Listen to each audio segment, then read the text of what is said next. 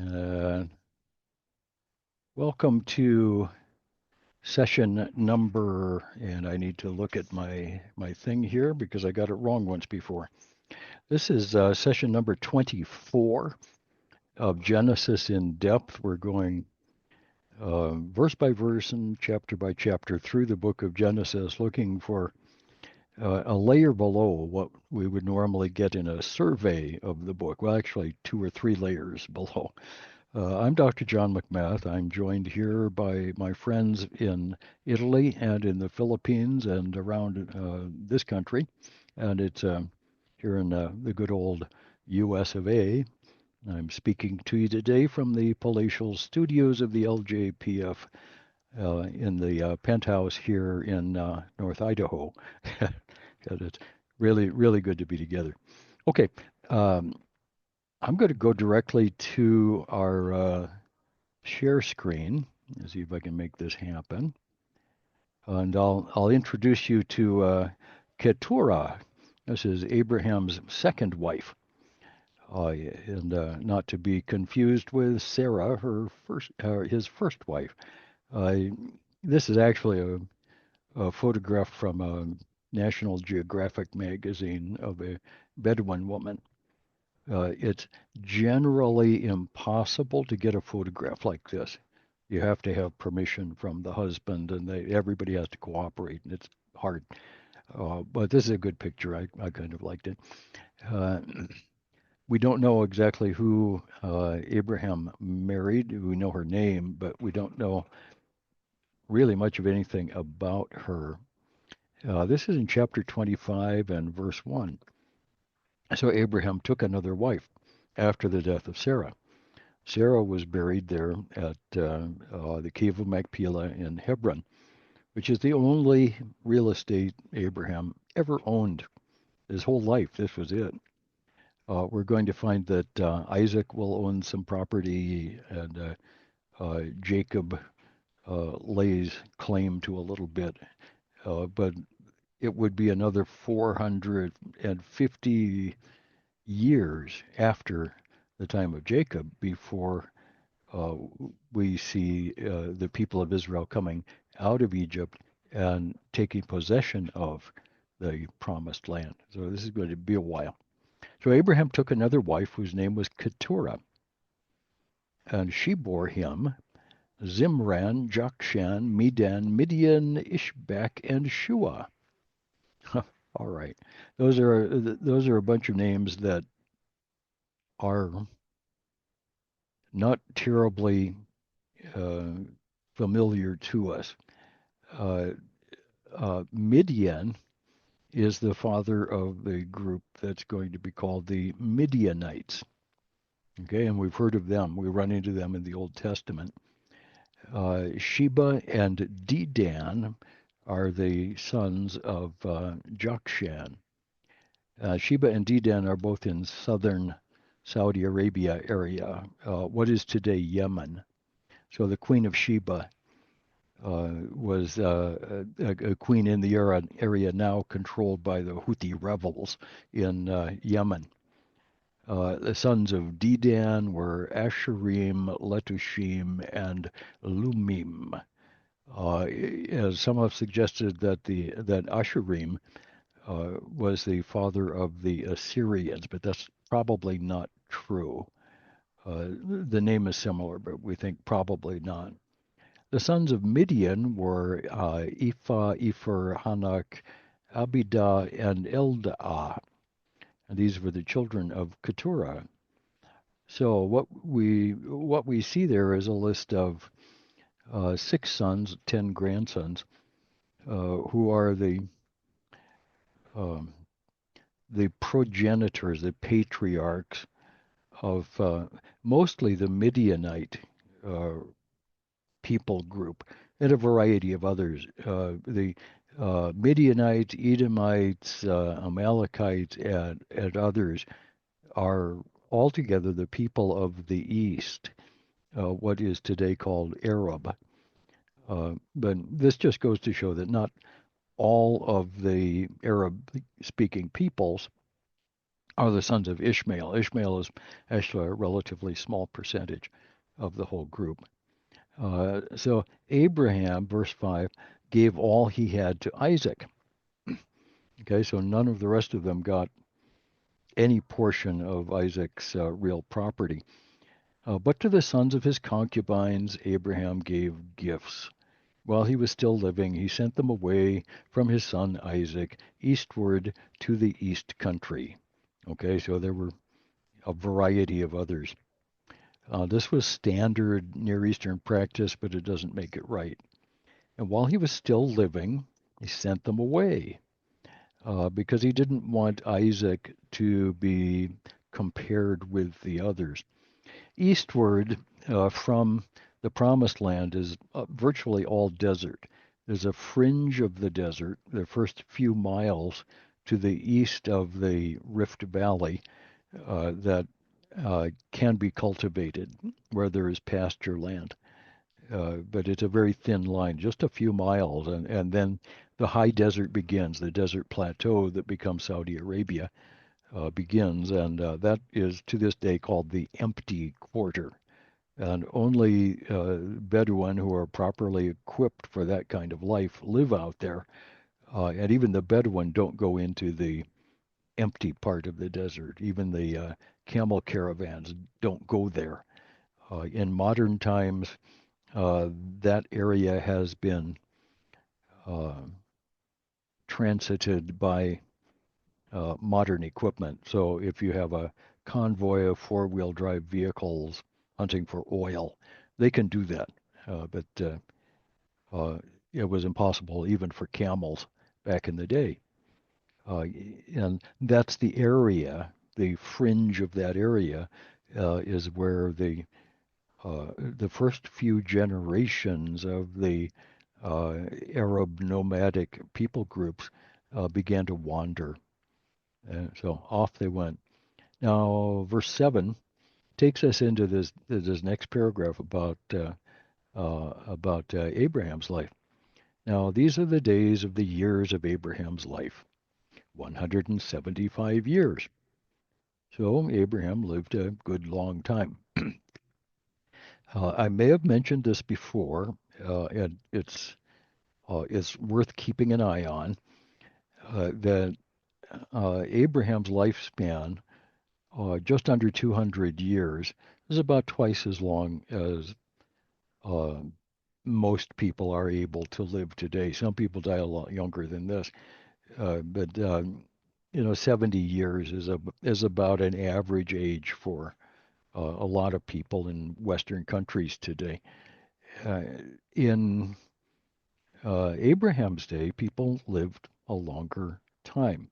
Now, if we take the track back to Noah, we found Noah lived 600 and some odd years. Adam himself lived around 900 years. So there appears to be, with the influence of mortality on the human race, there seems to be a curve. And I've forgotten the name of that curve, but it's like a hyperbolic. And when things decay, uh, like uh, like a tennis ball bouncing on pavement, every bounce it gets a little lower until it finally bounces the last few times and stops. When nuclear materials decay, you get a half-life and then a half-life and then a half-life, and it's a hyperbolic decay curve.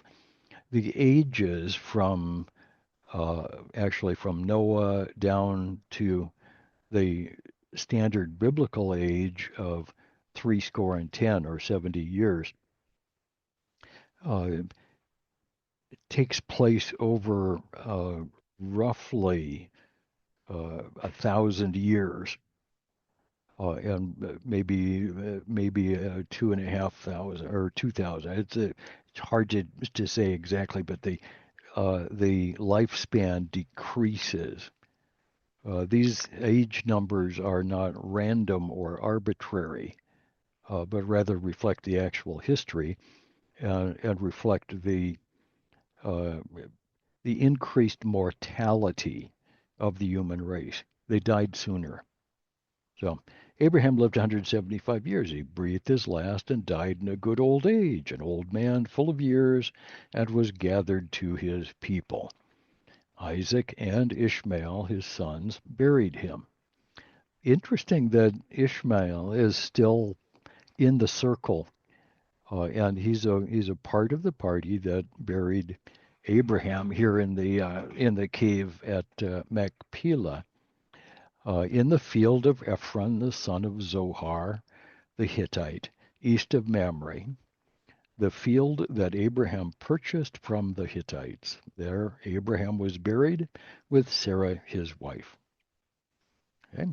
After the death of Abraham, God blessed Isaac, his son, and Isaac settled at Beer Lahai Roy, okay, which is not too far from Beersheba.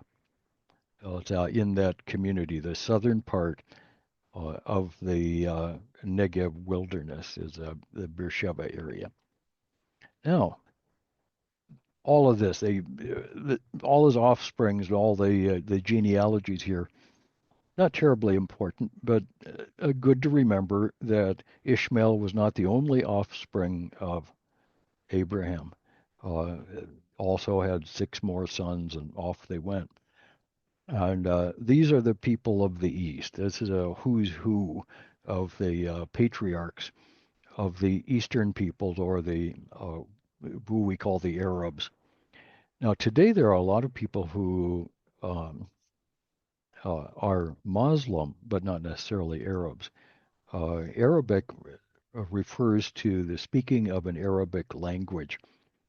At the time of Abraham, Hebrew and this language that would begin to be spoken by the offspring of Abraham who moved out into the desert would have been very similar.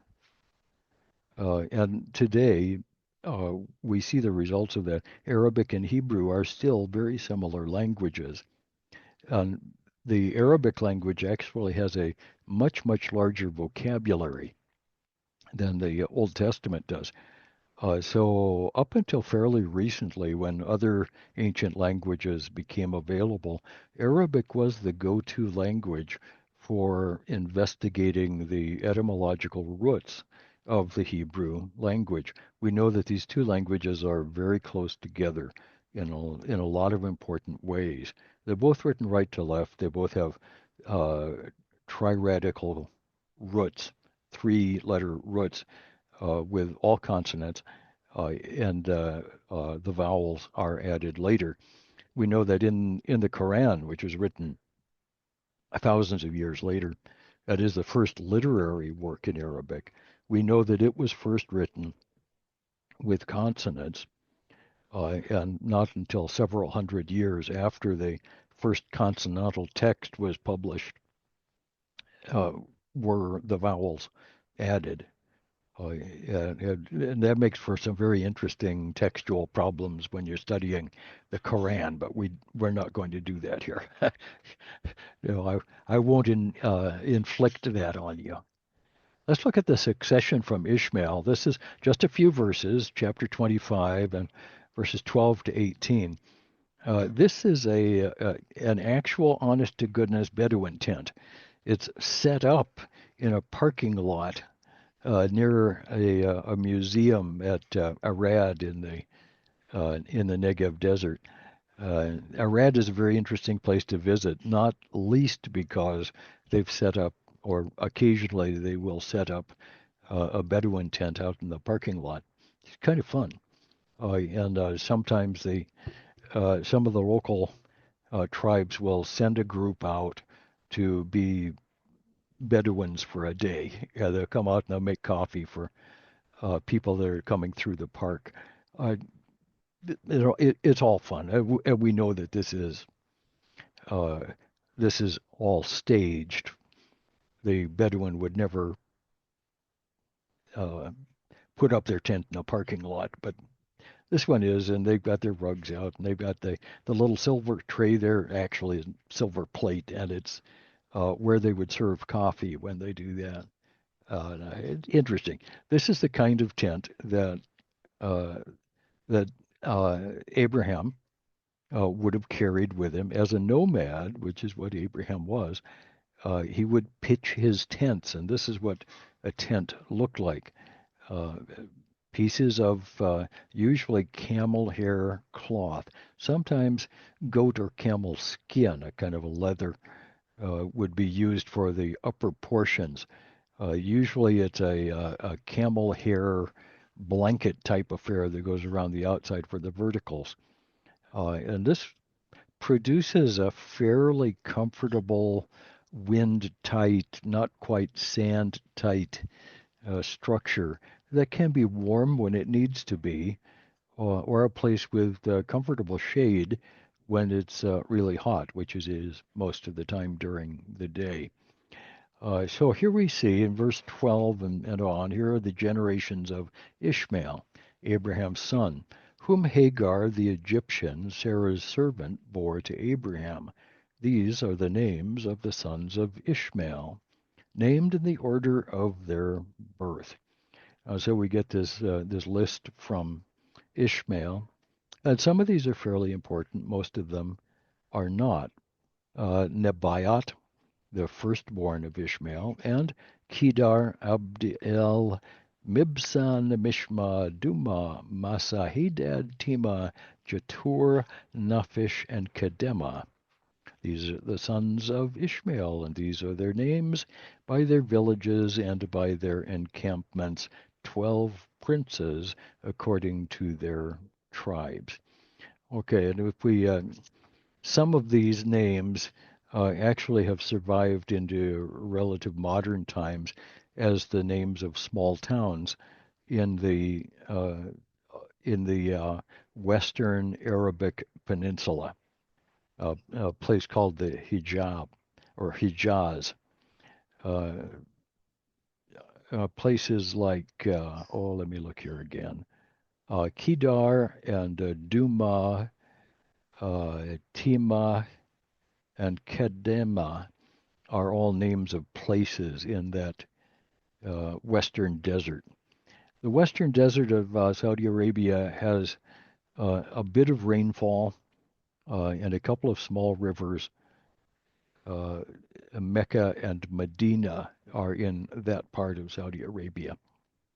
All right, so we've got their names, and these are the names of the sons and the names of the villages and 12 princes. And verse 17, these are the years of the life of Ishmael, 137 years. So the lifespans are going down. He breathed his last and died and was gathered to his people. They settled from Havilah to Shur, which is opposite Egypt in the direction of Assyria.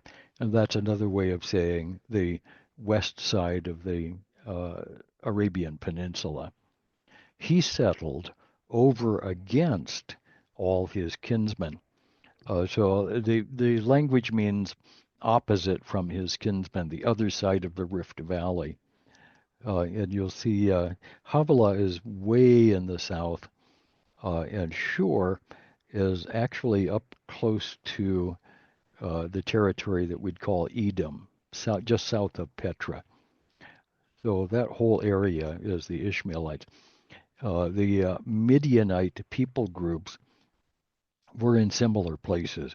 And we find the Midianites later in the Sinai for sure, and also in some of the areas where it's said that the Ishmaelites lived. So they mixed, they matched, they intermarried. They became a mixed people group who are today the Arabic-speaking peoples of that region.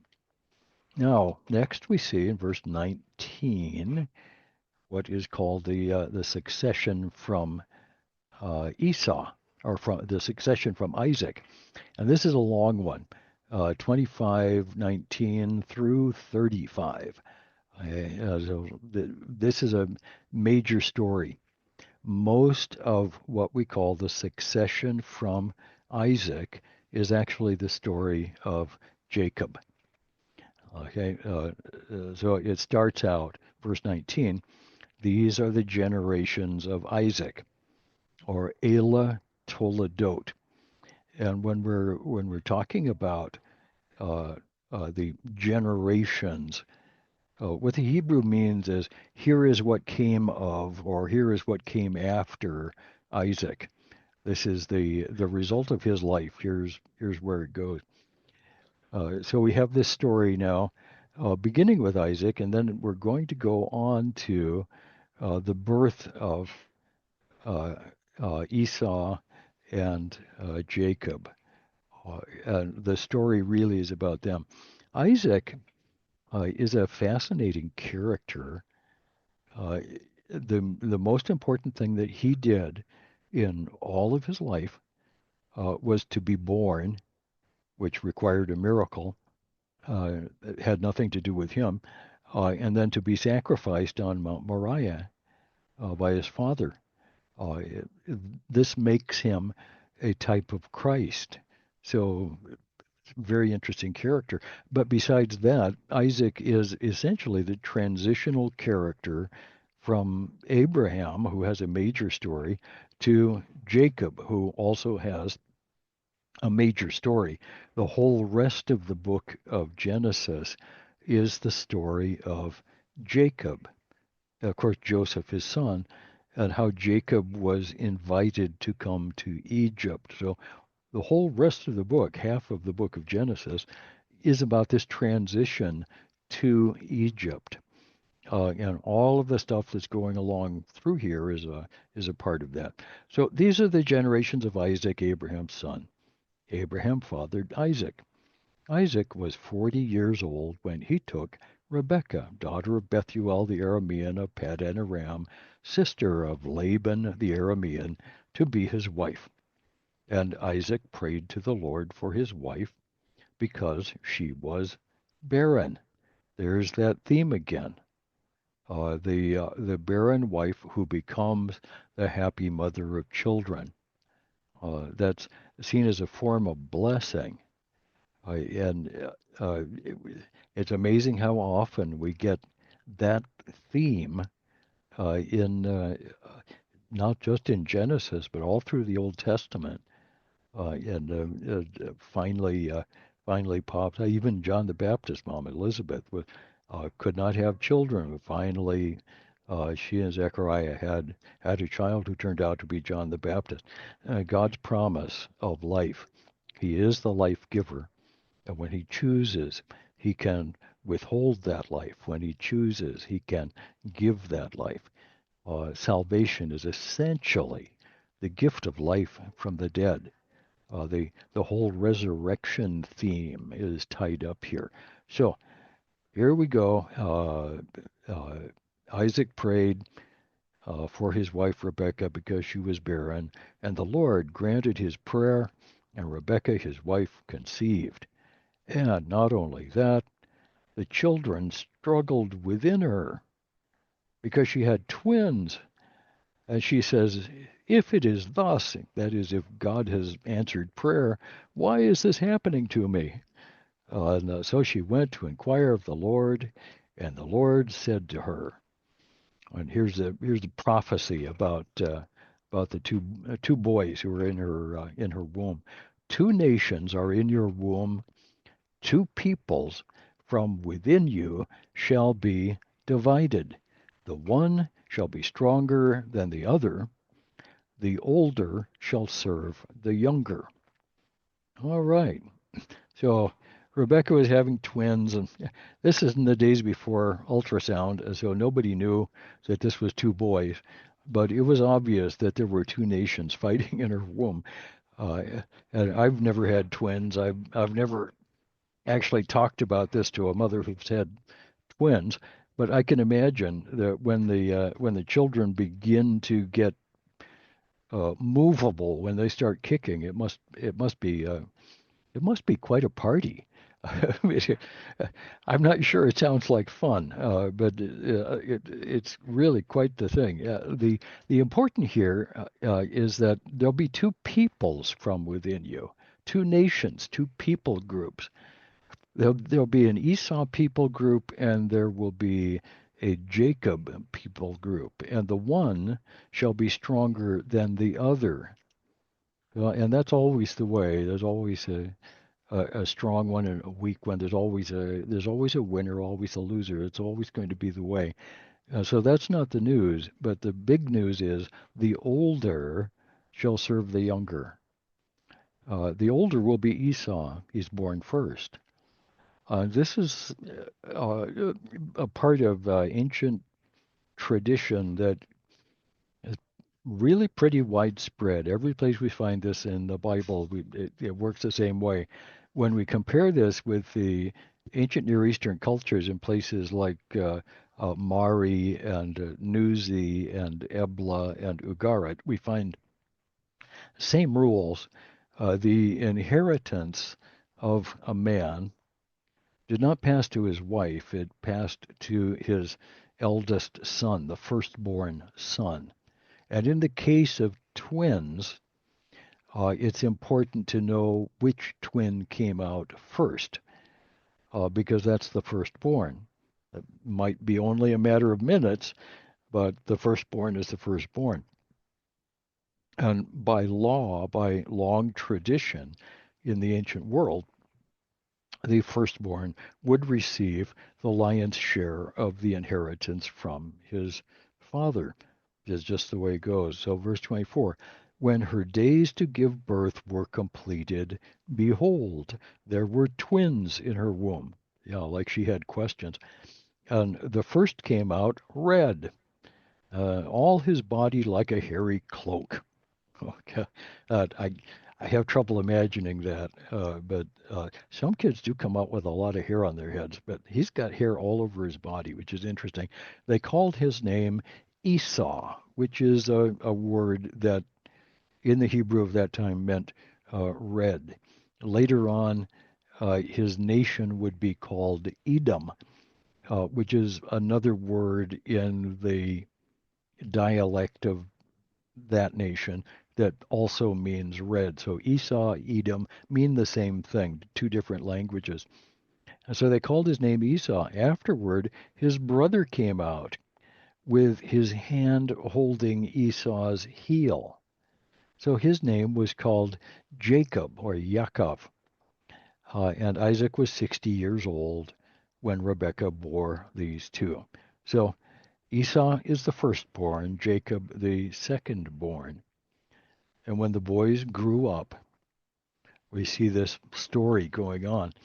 Later on in the book of Malachi, the prophet Malachi is quoting the Lord about the choice of Jacob rather than Esau, and he gives us this famous verse: "Jacob I loved, Esau I hated," and that's quoted in the New Testament in Romans chapter 9. It's a fairly important statement. It means that God has the right to choose who he will favor and who he will not. This is the doctrine of election, and it applies to the people, the actual national people group of Israel, the offspring of Jacob through Isaac, through Abraham. And it also applies to the selection on a spiritual level of who will be saved. That same doctrine of election that we find in the New Testament and that people like to argue about is illustrated in this story of the selection of Jacob rather than Esau. And we see this being told to Rebekah, their mom, before the boys were born, or before they had grown up, before they had done anything good or evil. Uh, Babies really don't sin. They have a sin nature, but they're not really expressing it most of the time. Most of the time, babies don't start expressing a sin nature until about 2 years old. That's that's normal. When they start saying no to virtually everything, that's the sin nature beginning to crack out of the eggshell. Uh, and the point here is that Jacob and Esau were not chosen or not chosen on the basis of whether they'd be good people or bad people. When we begin studying the story of Jacob, well, when we look at the story of Esau, we find out Esau turned out to be a pretty typical Near Eastern Bedouin type guy. Multiple wives, worshipped pagan gods, but he was at least honorable. He wasn't an evil character in every way. He was just a fairly standard Middle Eastern pagan. Uh, Jacob grows up, and while he is probably a believer, it's hard to know when that faith begins. Much of it seems to be inherited from his father, uh, and it doesn't really become real for him, perhaps even until the wrestling match. And we'll get to the wrestling match later, probably next week, just at the rate I'm going here. So, election of the nation of Israel was not on the basis of good works that had been accomplished, and it was not on the basis of good works foreseen, because Jacob, his whole life, was really a pretty mediocre character. I would argue that through most of their interaction, Esau was more honorable than Jacob. Jacob is a problem for all of or all Christians who think that salvation is the result of good works, because Jacob would not have earned it on his merit alone. He just wasn't in that game. Uh, so all of this is happening, and the brother came out holding Esau's heel. So his name was called Jacob. And the name Jacob means the grasper, the one who holds on to the heel. Interesting. Jacob was always trying to reach out and forcefully take that which God had promised him anyway. He always looked for an underhanded way of achieving the promise of God. Uh, and it makes me wonder, when his faith began to be real for him. Until the end of his life, he remained a bitter man. He always felt that he had been cheated, even though he is the chosen father of a great nation. It's a fascinating story. We're going to spend some time with Jacob. Really like him. So Isaac was 60 when the boys grew up. Esau was a skillful hunter, a man of the field, while Jacob was a quiet man. Let's see what I've got here. Let's see if I've got the next one. Ah, yes, the transfer of the birthright. Okay. So Isaac, the transitional character. This is this more or less the land around Beersheba. So Esau and the birthright we're going to see in this little place here, beginning at really at verse 24 is where we're going. Okay, verse 20, hairy cloak, Esau. Okay, the boys grew up. Esau was a hunter, man of the field. Jacob was a quiet man dwelling in tents. Okay, everybody's got their own specialty. And Esau really liked getting out into the countryside and hunting game. And you never knew what you were going to get. Uh, the gazelle were common there, wild goats were common, and it was possible to get a variety of other things. And with a bow and a stone-tipped arrow, or perhaps a sling or even a snare, Esau could easily have become a skillful hunter. And after a while, he probably provided a good portion of the food for the camp, so a good man to have around. Jacob was a quiet man. He preferred not to go out into the wilderness and hunt. He liked to stay close to the tent. And for that reason, he was probably helpful to his mom at home as they were growing up. And Isaac loved Esau because he ate of his game. Yeah, Isaac, we're told here that Isaac was thinking with his stomach all the time. Now, he thought it would be a good idea to uh, have a son that could provide meat for the table. Okay. Uh, uh, and Rebecca loved Jacob because Jacob was nearby, and she enjoyed having a young man growing up in the household who could be helpful when necessary. And by this time, Isaac was getting older, and this is just the way this is going to go. So one day, when Jacob was cooking stew, uh, stew is a mixture of usually some kind of meat and some kind of basis, and here we see that the basis is lentils. Lentils can be either green or red, and it looks like these were red lentils. There may have been some spices in here. It's it's hard to know. It doesn't really say, except that it's a savory dish. So there are probably some peppers. In Israel, hot peppers come in all colors. The most common hot peppers in the Israel area are the green peppers. There are some very small red peppers that I've seen for sale in the souk that are said to be very, very, very hot. So this may have been hot, peppery stew.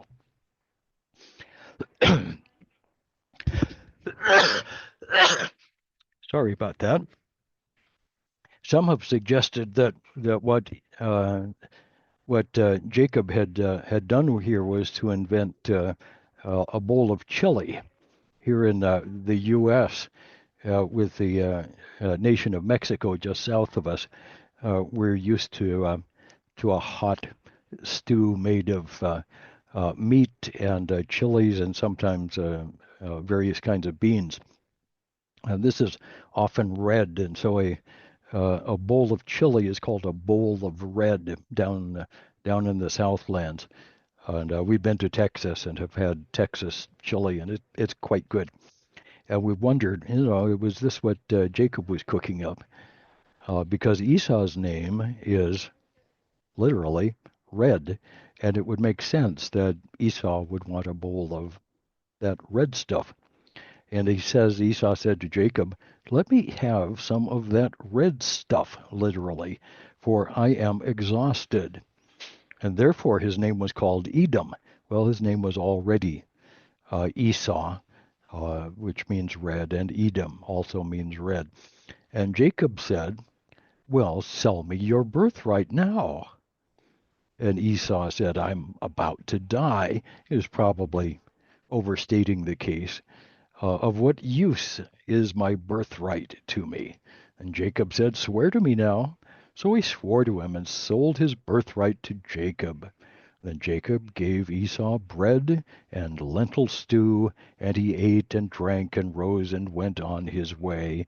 Thus Esau despised his birthright.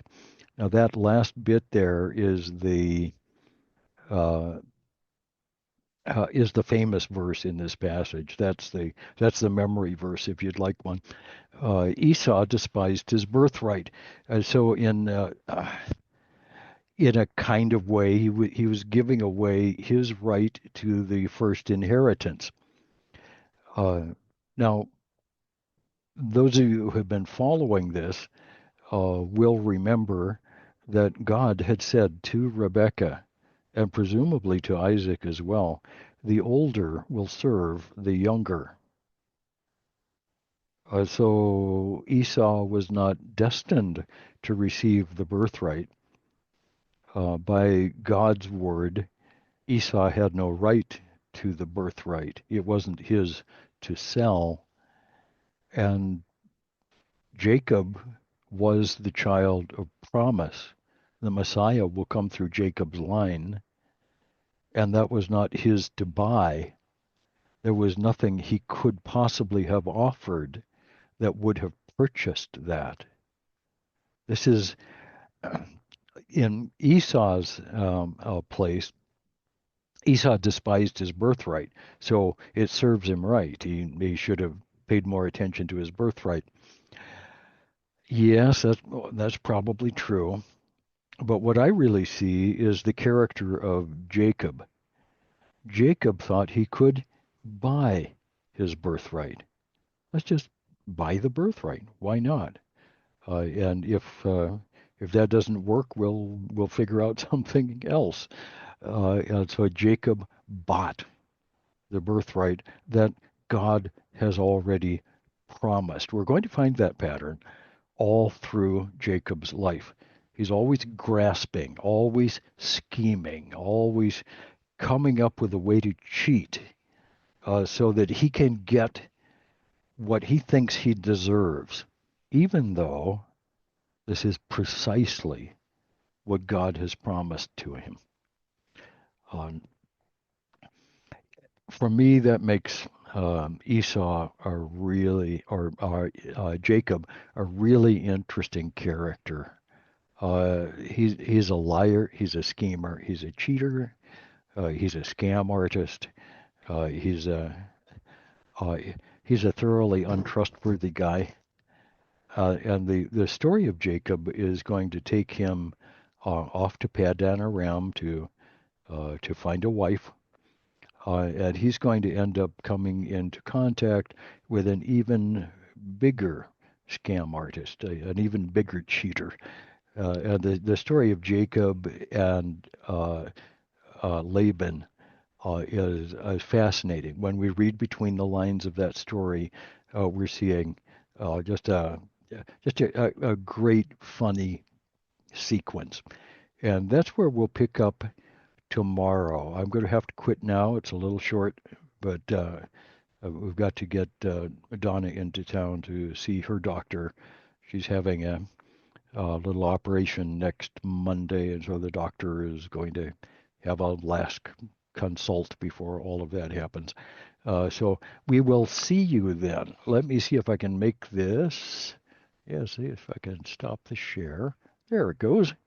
And let me see if I can make the. Yeah, now we can unmute. So good to see everybody. God bless you all. Hey, I see Palermo there. How are you, Roger? Good to see you here. And I saw, yeah, okay, yeah. I think I recognize most everybody. Good to see you. Thanks for coming. There's Como. Good, good, good, good. There's Dell. There's Mark. All right. Good to see everybody. We'll see you again next week. Just keep on walking with God, like God told Abraham. You be a blessing out there. Okay? Bye bye, everybody. Love y'all. Bye bye. Thank you. Ciao a tutti. Ciao, ciao. Bye bye, guys. Ciao, grazie. Grazie. Ciao a tutti. Ciao, ciao. Ciao.